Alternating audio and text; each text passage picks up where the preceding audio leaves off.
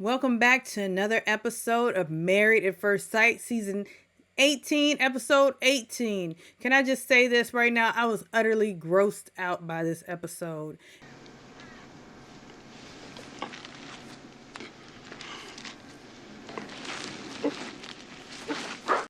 Hey, hit the like and subscribe button as the intro plays.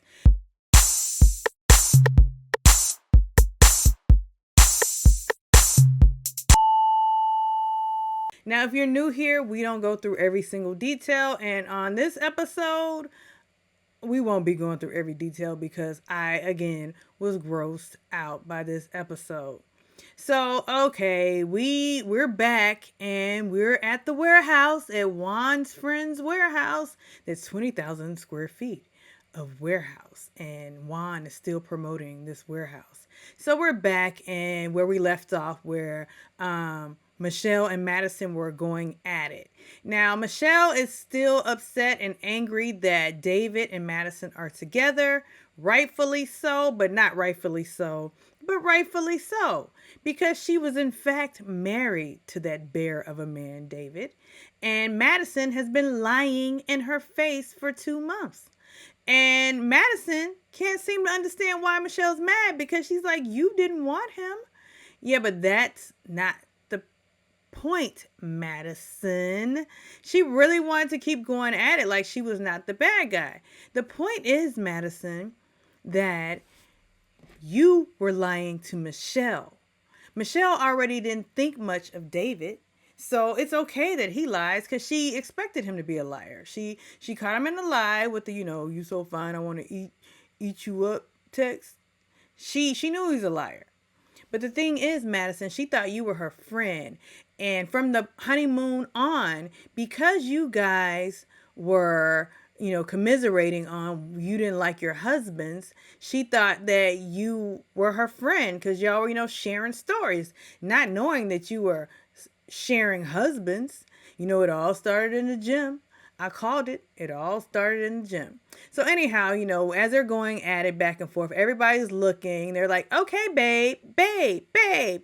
And Camille's like, there's a lot of babes going around. Yeah, what's up with the babes, babes? So then David intervenes. Okay, look, I don't want, a fight to happen, because of, my mistake. So David and Madison get up in their red and leave. So as they're going down the stairs, they could hear them. Madison was laughing. Ha, ha, ha, ha. I hate Madison's voice, everybody. I can't stand Madison's voice. They're laughing and she's like, where are my devil horns? And then as they get near the boxing ring, I could totally take Michelle. She would be gone in a second. I know David is loving this cat fight over him. Never before has anybody fought over David. I'm sure. I'm guessing. But, everybody's they're back in there and Juan's like, I got you. I get it. Yeah, you get it because Madison's wrong. David's wrong, but Madison is even more wrong because you're sitting there arguing with Michelle that you're not wrong right in front of Alan, the one who you did in, Madison. You were not only lying to Michelle, you were lying to Madison. You forgot him? Alan, you forgot him? Your husband? Alan, your husband? So, I called this. I don't know if I called this in my last video, but I called it. Michelle, maybe it was in somebody's comments. Michelle is hurt because the 6-year drought stands. She's back at square one. She's back alone and they're all happy. It really sucks, but the reality of most people is, when you break up, you want to be happy first. I'll admit it. I was like, I want to be happy first when I break up with you. Like, I don't want to see you out here in these streets laughing and giggling with somebody. And the fact that it's somebody who was supposedly her friend, that really hurts. But you know what? There are other fish in the sea, and you didn't want David to begin with, Michelle. So we can't, take the smoke fully off of Michelle because you were treating him so poorly the whole season. But he and Michelle are definitely the bad guys in this situation. And who really is the bad guy is Lifetime for subjecting us to Michelle and David. Like to every Madison other and scene David. was Michelle and David. And Every I just other wanted scene to was upchuck Madison in and every David. scene. Like we come to the next scene where Michelle and David, not Michelle and Madison David, I'm and sorry, David. Madison and David are having date night. Date night at the tattoo parlor. Oh, to cover up the tattoo of his old girlfriend. Okay, red flag. Anybody that gets a tattoo of anybody's name besides their mama or their kids is suspect mentally. Crazy, insane. Insane? Crazy? Why would you get the name of somebody, especially if you haven't been married to this person for at least 25 years? And even that is still stupid. I would not get anybody's name on me that wasn't, related, or, somebody who could easily walk away in a divorce, who could sign one paper and divorce you. I would not put their names on my body. But so they're in the tattoo shop, doing all the sexual innuendos, saying all this mess, and, acting as if they have not been together, as if he hadn't already eaten that up. It was just so gross. I was really just really throwing up. I was just so grossed out. And then to see David sitting there looking like some burly wrestler, it was just grossing me out. And, they reflect back on when they were at the gym. But it's like, why do y'all keep showing us David and Michelle as if you approve, producers? You approve, or you're just trying to drag the season out. Clearly, you're trying to drag it out to 18 episodes, because this whole episode was unnecessary except for what's to come. But wait! There's more! So then we see Juan and Karla back at the shared apartment moving out. I thought they already moved out, but I guess not. So Juan is, are we going to be friends to Karla? Karla's like, no, I think we can keep our space, because she knows Juan was playing in her face and she was cool with it. They were just riding this whole season out, just coasting by, just letting it happen so they could get their stipend at the end. And Juan was trying to give all the plugs that he could this whole 2 months of filming. He had no interest in Karla. Karla thought he was attractive, but I'm sure once he started talking, she had no interest in him. Although the people really want to think that Karla was so head over heels for Juan. I mean, you could be attracted to somebody, but once they start talking, it's like, that's a wrap. And Karla was like, you know what? It's disappointing. If he's not into me, I'm not into him. I don't want to be with someone who's not into me. And how about, again, Karla is the girl. Karla is that girl of the episode, everybody. So she basically said, nah, Juan, we're not going to be friends. So they moved on. So then we go on to Camille and Thomas, the most boring people on the show, but the only surviving couple of the show, of the season. They are vanilla and they are boring, but they have decided that we are moving into Thomas's place. Thomas's small 1-bedroom. Now, I have a feeling that they did this because they want to see how it's going to be after the cameras stop. Because why don't y'all just break your leases? I mean, if you only had a few months left in your lease, if you're really about love, break your lease. Pay a couple of $1,000s to break your lease. Because though Thomas is giving Camille all the space, he's giving her a closet. He's doing everything. He's taking that leader role that she wants. Lord, I don't know why these girls want these leaders. Lead yourself. You've been living for 30 years. Lead yourself. I mean, y'all could coexist together as a partnership. You don't have to be led by a man. You're a know-it-all. There you go. I think you're a know-it-all. But Thomas is making the effort. Thomas made the effort. So he, he made room and he moved all his suits into the living room closet. Okay. So then we see Karla and Michelle. They linked up for drinks and their cheers, because to the divorcees, we're divorcees, And they say it's like Bridgerton. It doesn't matter. It doesn't count because we didn't consummate our marriages. Yeah, so I think if you don't consummate your marriage, I don't know what the laws are in Illinois. Let's look it up. But because I saw that somebody paid $60,000 to get divorced from someone from Married at First Sight. So it's like, let them get an annulment. They didn't consummate. They only kissed on a wedding day, both of them. Neither one of them And I'm shocked that they actually were aligned. They said that they had the best connection out of everybody. I'm shocked because Michelle is Debbie Downer and Karla is positive Polly. Let's just call it positive Polly. And Karla's all about energy, and Michelle's energy is so dark and down. I'm shocked that they linked up, but they were friends and they were like, oh, let's look at the positive. We gained a great friendship. All right, so then we go on to Camille and Thomas once again. Blah blah blah. Who cares? They're cheersing to, oh, we're in this place together. So then we see Madison with her father.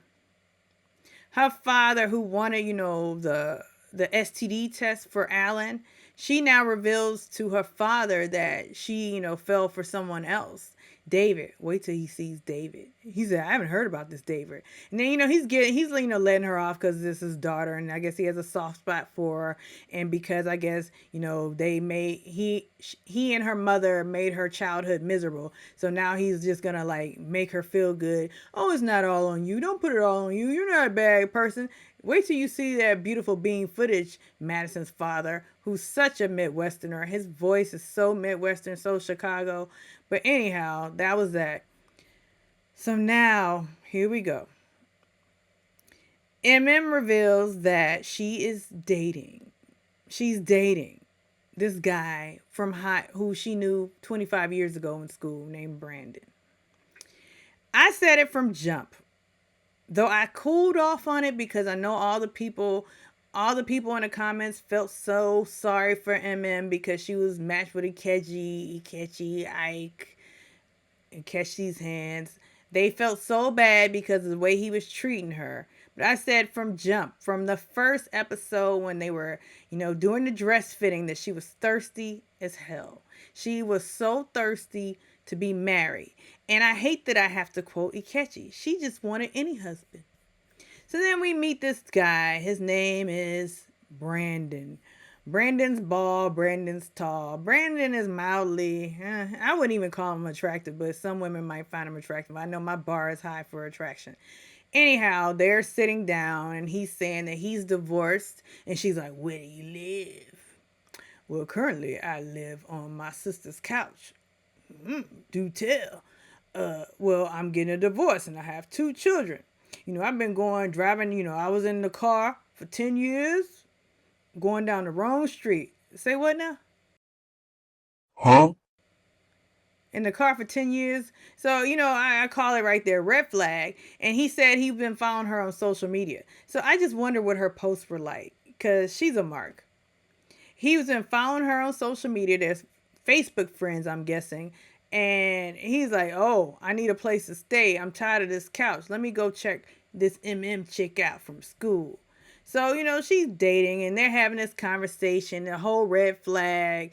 Anybody with good sense would pick up the red flags and the signs, but not Emem. Emem is all in. She thinks this is a man and he's telling me how he feels and this and that and blah, blah, blah. Yeah, Brandon, me and Brandon, we are going to be together. It catching me and you. We got to break up. So then we going back to another throw up scene where Madison and David in an ice cream shop. More sexual innuendos as if, it implied that they, yes, have in fact done the deed. We know that they've done the deed. And I may have missed the scene where Alan and, because I totally started tuning out, where Alan and Juan were talking and Alan said he was dating and he was, basically in his whole era and, just trying out new things, blah, blah, blah. So we get to Emem. Karla and Camille decide to join Emem at her house. And Emem is talking about how she found her a new man and she is dating. And they're like, what? And we going out on a date today. Oh, who's here? Brandon, my new date. And he tells the ladies, I had no light until I found Emem on Facebook. Now I got light because I'm going to be living with Emem. Karla, get off the sofa. Because it seems, Karla, get out of here. You ain't living with Emem. I'm living with Emem. Because guess what? Emem says, we're about to leave. Y'all know how to lock up. So that just told me, is Karla living with Emem? Because where is she living? Where is Karla living now? And by the way, they never showed us Camille's place before. So Karla's like, ew, you had no light before Emem? Where was your light? You getting your light from her? Red flag. Yes, definitely a red flag. Karla is the most observant on the show, and everybody thinks she's so spacey and da-da-da. She's so spiritual, and the crystals are so dumb. Listen, Karla's that girl, and Karla is aware. She's aware of self, and she's aware of people, and she knows energies, and she knows that this Brandon guy is bad news. And I'm not bullshitting, man. I seen like an orange, his aura or whatever. I seen it. It was orange. So then we see MM with her cousin, Rafu. Rafu's back. Rafu, remember him? Remember him who was grilling Ikeji? Rafu, who wasn't feeling Ikeji, he's back. And MM is like, yeah, I met, Brandon. That restaurant was really cool because it looked like a cartoon, by the way. All black and white. I didn't catch the name. Anybody catch the name? Drop into the comments and tell me the name. Because next time I'm in Chicago, I'm going to that restaurant. Although those chicken sandwiches looked like they were getting cold on the table, but that's on them. So Rafu was, saying, yeah, I know, boy, we cool, whatever, but, let's just see. So then he comes in, they give each other pounds and hugs. Yeah, what's up, man? How you doing? Blah, blah, blah. And then, Rafu grills them, and yeah, so he gives them their blessing. He gives them a blessing. So then later on, Brandon is being interviewed. Go figure. And they ask him about MM. And MM walks in and he says, he gets on down on one knee and he says, will you marry me? She says yes, without a beat. So this seems staged, or it just seems staged, but hopefully it was staged, because if you're accepting a marriage proposal after 12 days, because yes, y'all, this is 12 days after decision day. Either MM was already dating this guy while dating Ikeji, or married to Ikeji, or she's just crazy. She's just crazy in love and she wants to be married at all costs. But either way, it's crazy. It's insane. Like, why 12 days later, he's not even divorced yet. You're not even divorced yet. And you're willing to marry this guy? Do you know the details of his children? Did you ask him the questions that Ikeji wouldn't answer? It's insane. It's insane. Hey, congratulations. You played yourself. So then we're back to another gross out scene. David and Madison. It's like they keep forcing them on us with these dates. Like, why? They're not interested. They're not talking about anything of substance. All they're doing is talking about basically, you so fine, girl. I can't wait to eat you up. And speaking of that, it's Madison's birthday. And at this table, what do they bring out? A glass with, you so fine, girl. I can't wait to eat you up. You already ate her up. So then we see MM in the jewelry district. That's on Wabash in Chicago, where there's a bunch of jewelers on Wabash. They're picking out rings. Let me find out MM paid for that ring. Because the jeweler's like, I have a nice marquee. Oh, hell no. Marquees are the worst diamonds, everybody. If you have a marquee shaped diamond, forgive me, but those are like the cheapest looking diamonds ever. She said, no, I want this emerald cut. So he's like, pick it out. I bet she paid for that ring. I know she paid for that ring. And then MM is not looking her best this episode, everybody. Hair is all out, sticking out, not in makeup. And he gets down on one knee and proposes to her. So if he's fine with that face, I'm fine with that face. So then we're back at the marital apartment of Camille and Thomas. Camille pops out in this lingerie that she's been taunting Thomas with all season. Then she like comes in like a bear. And Camille's so unsexy, everybody. Just so unsexy. So then they do. Next up we see, because David said he was going to get a hotel. Why? Because he sleeps in the basement. He sleeps in the basement. That's why he got a hotel. He couldn't take her back to his house and decorate the room, decorate the house with balloons for Madison's 30th birthday. And they showed him kissing once again, and I'm immediately grossed out. I was just like, get this episode over with. I'm over it. So then Camille is celebrating Thomas's birthday. We have another birthday, everybody. Let me find out Madison and Thomas are the same sign. We have another birthday, and Camille is invited everybody. So now they're at yet another bar where it's a pool hall, it seems. And they're like, oh, I hope it's no drama today. You know it's going to be some drama. So then Emem comes in with Brandon. Like, who is that? I'm engaged now. I'm engaged. And they're like, what? Engaged? Camille was like, what? I'm a little shook. And, everybody falls in and, Emem circulating. Madison and David fall in and Michelle's immediately looking awkward. And, Michelle and Karla set aside, and they're like the old grouchy men on the Muppets. And Emem and old Brandon are sitting over there smooching and just being so gross and just PDA all the way. And who walks in? Nikeji. Nikeji walks in. And he, he's looking like his usual smug self.